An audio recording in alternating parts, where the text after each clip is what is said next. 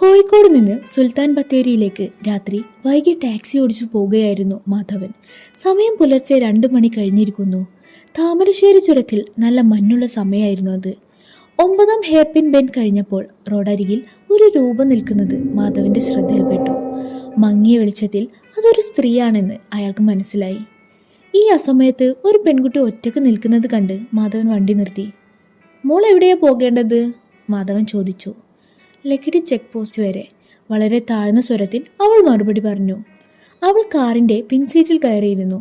Car മുന്നോട്ട് നീങ്ങിയപ്പോൾ വണ്ടിക്ക് അസാധാരണമായ ഭാരം അനുഭവപ്പെടുന്നത് പോലെ മാധവന് തോന്നി. അയാൾ കണ്ണാടിയിലൂടെ പുറകിലേക്ക് നോക്കി സംസാരിക്കാൻ ശ്രമിച്ചു. പക്ഷെ അവൾ മുഖം കുനിച്ചിരിക്കുകയായിരുന്നു. ലക്കിടി എത്താറായപ്പോൾ മഞ്ഞൽപ്പം മാറി. വഴി ചോദിക്കാനായി മാധവൻ ഒരിക്കൽ കൂടി റിയർവ്യൂ കണ്ണാടിയിലേക്ക് നോക്കി. മാധവന്റെ നെഞ്ചിടിപ്പ് നിലച്ചുപോയി. പിൻസീറ്റ് ശൂന്യമാണ്. ഭയന്നുപോയ മാധവൻ പെട്ടെന്ന് ബ്രേക്ക് ഇട്ടു.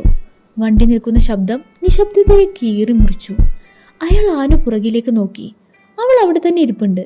അവളുടെ കണ്ണുകൾ ഇരുണ്ടതും കുഴിഞ്ഞതുമായിരുന്നു. എന്ന് വണ്ടി നിർത്തിയത് മാധവേട്ട? അവൾ ചോദിച്ചു. അവളുടെ ശബ്ദം കാറ്റിൻ്റെ ചൂളം വിളി പോലെ തോന്നി. അയാൾ വീണ്ടും കണ്ണാടിയിലേക്ക് നോക്കി. ആരുമില്ല. സീറ്റിലേക്ക് നേരിട്ട് നോക്കി. അവളുണ്ട്. മാധവന്റെ കൈകൾ വിറക്കാൻ തുടങ്ങി.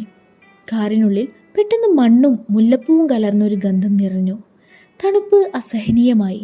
അവൾ കാറിൻ്റെ ജനാലയിലൂടെ പുറത്തെ ഒരു മരത്തിലേക്ക് വിരൽ ചൂണ്ടി. അത് പ്രസിദ്ധമായ ചെങ്ങലമരായിരുന്നു. ഞാൻ അവിടെ മരിച്ചതാണ്, അവൾ മന്ത്രിച്ചു. എന്നെ തളച്ചിട്ട ചെങ്ങലയിലെ ഒരു കണ്ണി ഇന്നലെ പൊട്ടിപ്പോയി. എൻ്റെ വീട് കാണാനൊന്ന് ഇറങ്ങിയതാണ്. മാധവൻ പേടിച്ച് കണ്ണുകൾ മുറക്കി അടച്ചു.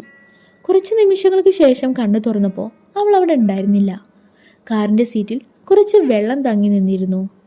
തറയിൽ തുരുമ്പിച്ച ഒരു ചെങ്ങലക്കണ്ണിയും. മാധവൻ ആ രാത്രി വണ്ടി നിർത്താതെ ഓടിച്ചു. ഇന്നും മൂടൽമഞ്ഞുള്ള രാത്രികളിൽ 9ാം വളവ് പിന്നിടുമ്പോൾ കണ്ണാടിയിലൂടെ നോക്കിയ പിൻസീറ്റിൽ ആ പഴയ യാത്രക്കാരിയെ കാണാമെന്ന് നാട്ടുകാർ പറയാറുണ്ട്.